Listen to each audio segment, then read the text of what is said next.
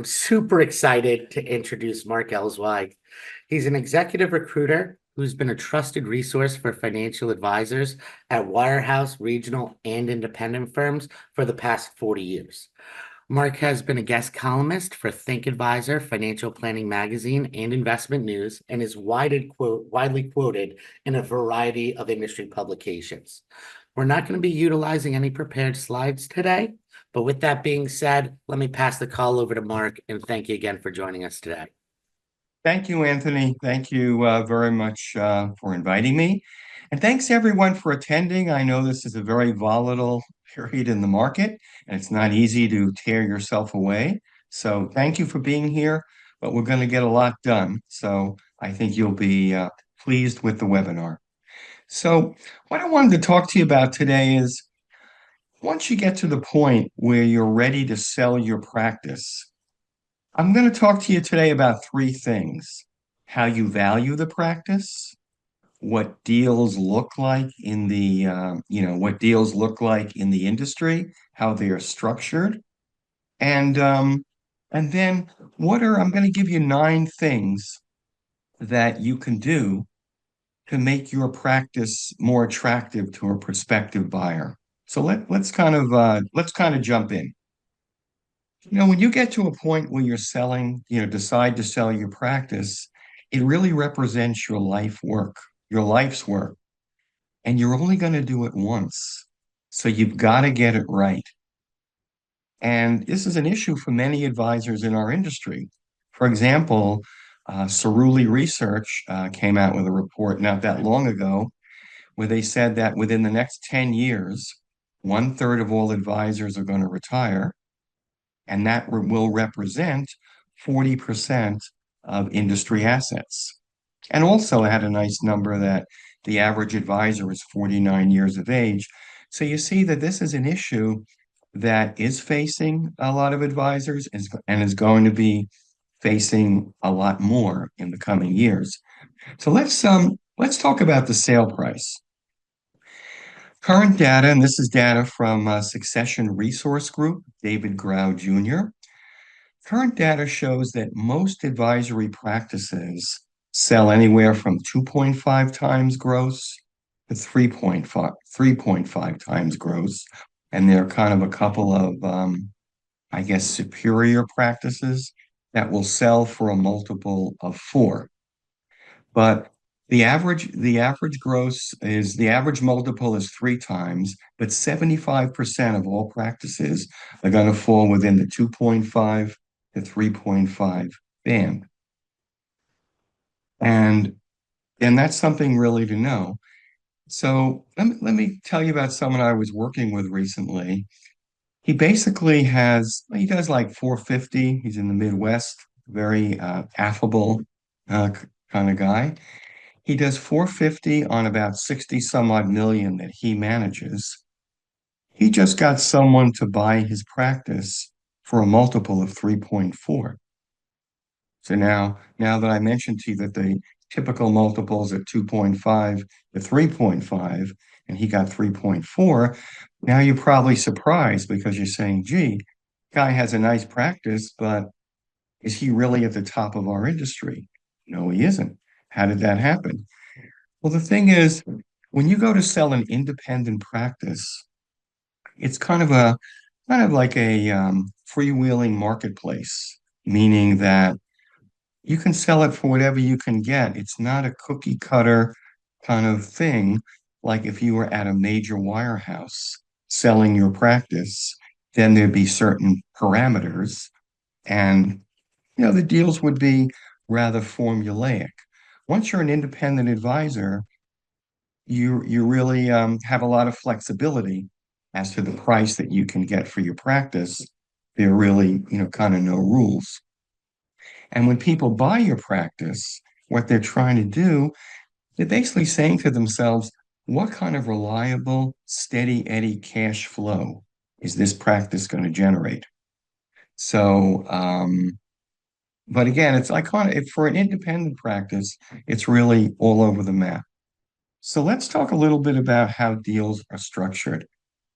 Typically, there's a down payment, let's say the buyer and seller agree on a price. So the down payment could be 50% of the value, more likely 70% of the value. And then there are earnouts. So what an earnout means is that over, typically like a 1 year or 3 year period, the seller, you as the seller, have to deliver an agreed upon amount of assets and gross. And from that initial down payment, a certain amount is held in escrow. And if for whatever reason you don't fully deliver, then there's a clawback where the buyer is able to adjust the price. But that's basically the format: a down payment, parameters, and then some kind of an earnout. So let's think a little bit about what that suggests. Well, that here are like two big takeaways from that. Number one, that means when you sell your practice, you have to sell your practice to someone who has a business model that's compatible with yours. You can't just sell it to anyone. So, for example, let's say you're an ETF purist and you've been telling your clients that active managers are rip-offs and there's no need to use an active manager. ETFs are the only way to go. That's all well and good, but you can't sell your practice to someone who uses a lot of active managers. It has to be a compatibility of business models. And there also has to be a compatibility in terms of, I guess I would call it infrastructure. What that means is you have to find a buyer who can, if you're giving them your 150 million AUM, whatever you have, they have to have the staff and the resources to basically to both run their business, whatever they have, and then to successfully absorb your 150 million. And if they don't have that, that's a big problem.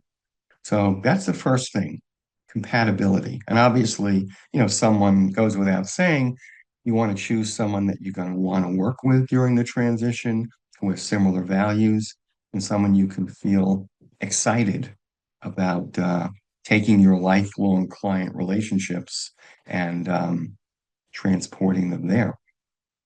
But the other thing is that I think a lot of people don't realize it's very important to find someone who can improve your practice. And the reason for that is really simple. You're going to want your clients to be excited about the transition. You're going to want them to feel that they're getting more product capabilities. They're getting a better client service experience. You want them to feel they're getting more and stay so that the transaction will be successful, and also that so that you can make your earnouts. So that's really an important factor. So what I want to do now is just kind of go into just a couple of, I'm going to give you 9 things, to be specific, 9 things, or 9 attributes, I should say, that a prospective buyer will look for in your practice. Now, the first thing they're going to look for is the practice primarily fee-based? That's pretty important because people want to buy a steady Eddie business that generates revenue. The values for transactional practices have actually been going down. I saw, a few years ago, it was kind of like one times gross, but the most recent figures I saw, it had dropped to like 0.88. People don't want transactional practices because basically the regulators don't want them. And they're really considered more of a crapshoot in terms of being able to generate a steady, predictable, ongoing stream of revenue. So you can do some transactional business, but if you're overwhelmingly transactional, that's not as valuable a practice. The second thing is people like to buy practices that are growing. I mean, people want to buy a growth stock, basically. And that means that you want to sell at a point where your practice is still growing. You don't want to wait too long to sell. You don't want to wait till you're at the stage in life where where your clients are dying and you're kind of going backwards. You want to be growing. So let me just give you two examples just to think about this. First example is like I'm working with someone now who had 500 million back in 2017. He's now well over a billion. She wants to work for more like 10 more years. She's just like a high energy powerhouse on the way up. I have another practice, RIA, two guys who have 250 million. They want to be around for another 5 or 10 years, and they're just about to acquire another $100 million RIA, and then they're going to sell. So they're also on the way up.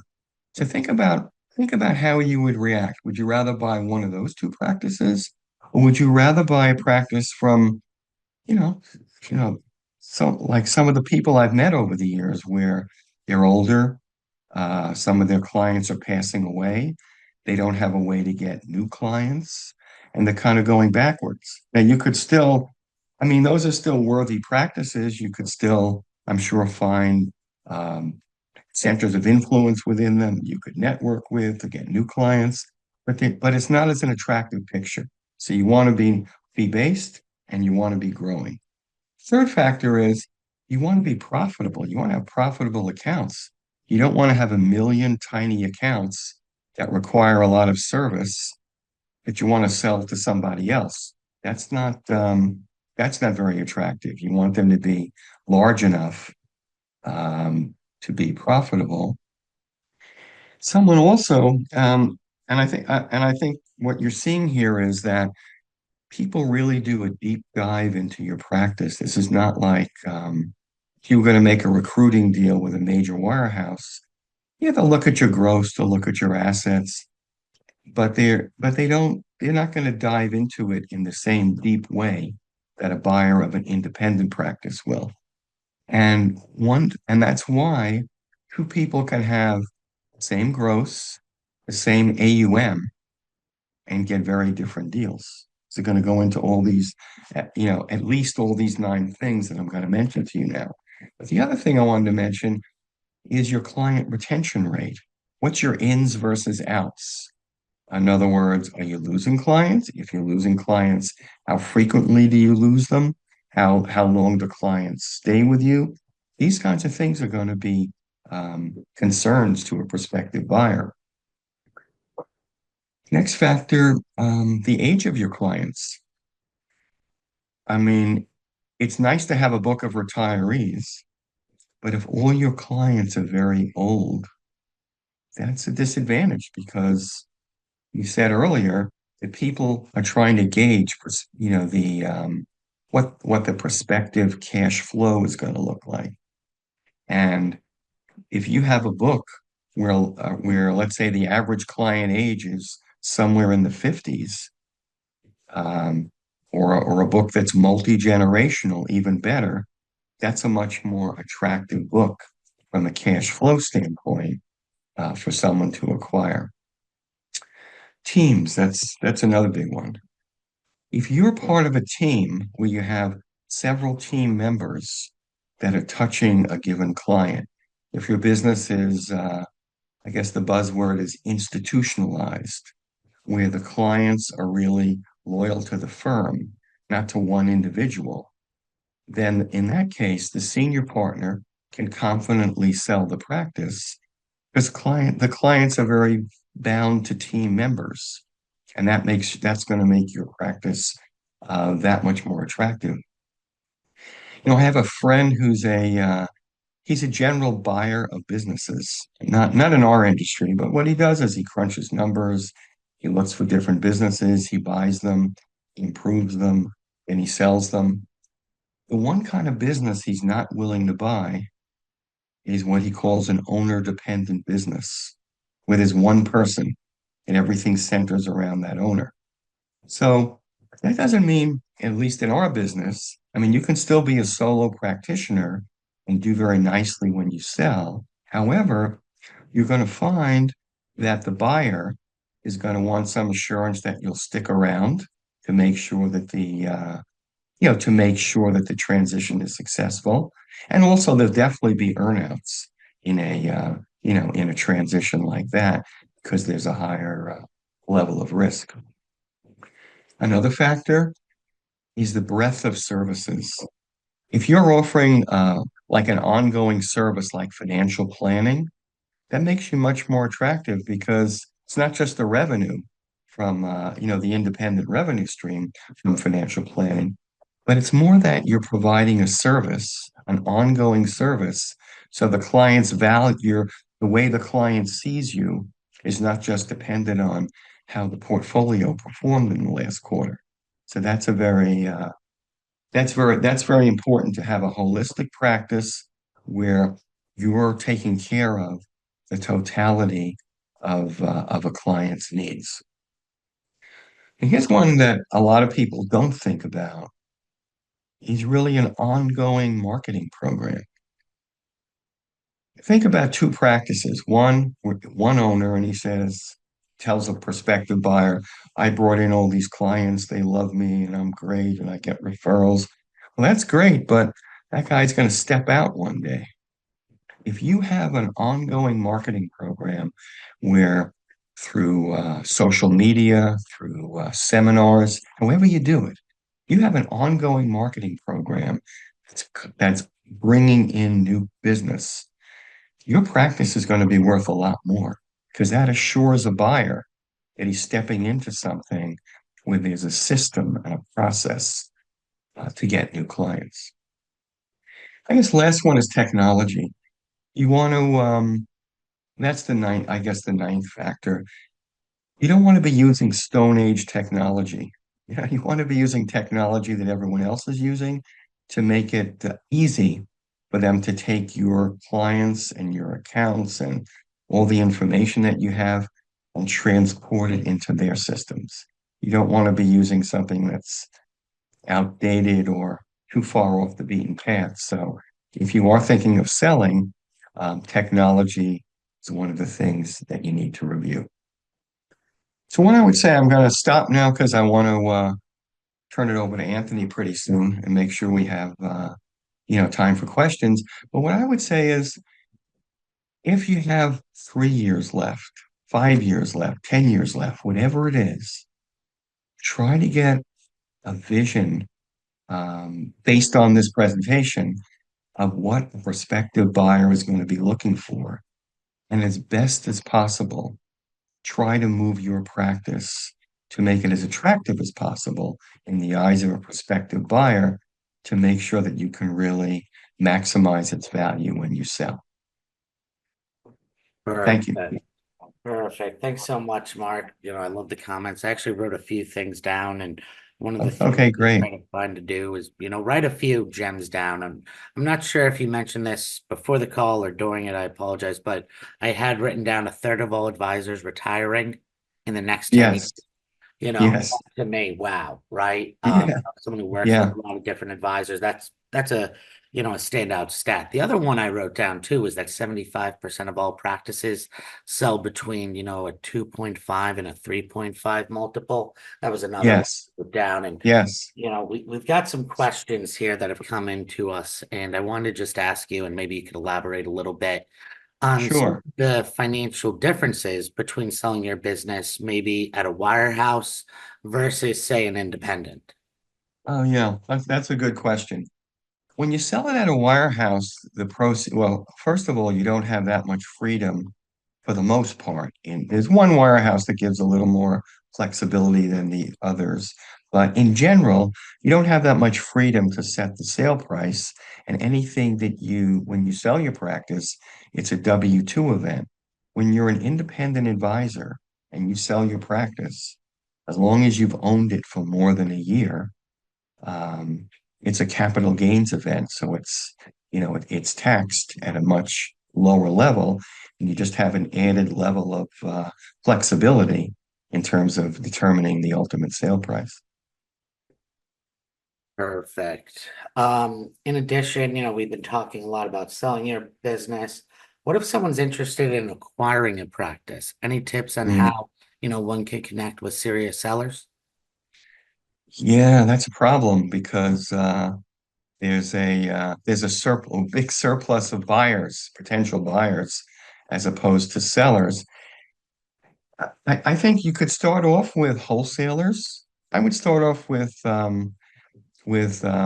people like wholesalers, or if you're an RIA or an independent broker dealer, I would ask your relationship manager for referrals to prospective practices that might make sense.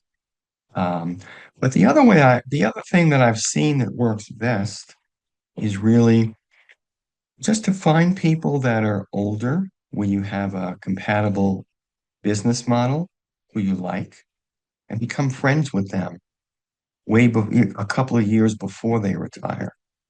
And then what you'll find is when they reach that point, they already know you, like you, and trust you, and they'll want to sell you their business. And I've seen that for many advisors work out. What I've never seen, with one exception, is someone go on one of these websites and start bidding for a practice. I think that's largely a waste of money, and I wouldn't subscribe to any website like that that wanted you to pay. But you have to make time to prospect. That's the essence of what I'm saying. Just like you would prospect for a new account in your own business, do some practice acquisition prospecting too, and work it into your week or month so that you're doing it on an ongoing basis. And over time, that will work. It's so funny. Yeah, You mentioned a little bit there, going out, right? Meeting someone who's kind of similar, right? Practices are right, similar, right? That right. fit. Are there any other things to look out for, when looking for, what I'll say compatibility? Yeah, that's true. That's a good question. Compatibility also, yeah, the fees you're charging should be compatible. That's one thing, 'cause that's an issue. If you sell your practice to someone where the fees are, higher. And the other thing is, yeah, fees are a good one, and also the client service experience. I guess you want to get a good understanding of the buyer that you're considering. How often do they contact clients? What's their format of contacting clients? How does that resemble what you're doing? So in terms of fees and client service experience, there has to be compatibility as well. Perfect. Speaking of fees, we are an annuity IMO, and this question actually came in. Is there a difference or, when selling a book of business, is there a greater value or emphasis placed on annuity trails? Or, are you better off taking the all up front, when looking to sell a Hmm. book that may have annuities within it? Yeah, that's a great question. Trails are better because what a buyer is doing is they're assessing what kind of ongoing revenue stream over the next few years are they paying for. And if you basically have taken the commission all up front and those assets aren't generating any new money, that's not as valuable to a prospective buyer. That's kind of dead money. Yep, it almost seems intuitive, but we did have to ask it. And then this is kind of a fun one here. Hmm. Someone said, I've read about advisory firms selling for 20 times EBITDA. What is, Oh, what types of firms get those types of deals and what specifically are they referencing? When I think about it, I think about, GDC, things like that, could you maybe just expand upon some of these firms seeing these really high multiples or practices seeing these really large multiples? oh, sure. Well, EBITDA is basically free cash flow. So EBITDA would be the gross that you generate minus the overhead that you had to, the overhead that you had to take on to realize the gross.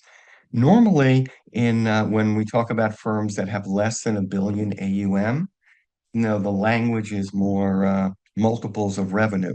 When you get to the 1 billion plus space in AUM, people tend to talk more about EBITDA. Um, but for a firm to get like that kind of multiple, I mean, they're probably they could be like a $5 billion firm to get a multiple like that. So I think I think if you're a normal practice that's kind of less than a billion, especially, I think thinking in terms of the multiples that I mentioned earlier, 2.5 to 3.5, 4.5 for an especially four times for an especially outstanding practice. It's best to think in those terms. And there's a big demand. Perfect. Thanks so much. We'll do one more question and then some closing remarks, just out of respect for everyone's Sure, time. You know, sure. in terms of the handoff, handing off your book, switching hmm the practice owner will say, is there more money, more value in, sticking around for a few months versus say 1 to 3 years? What have you seen with that process?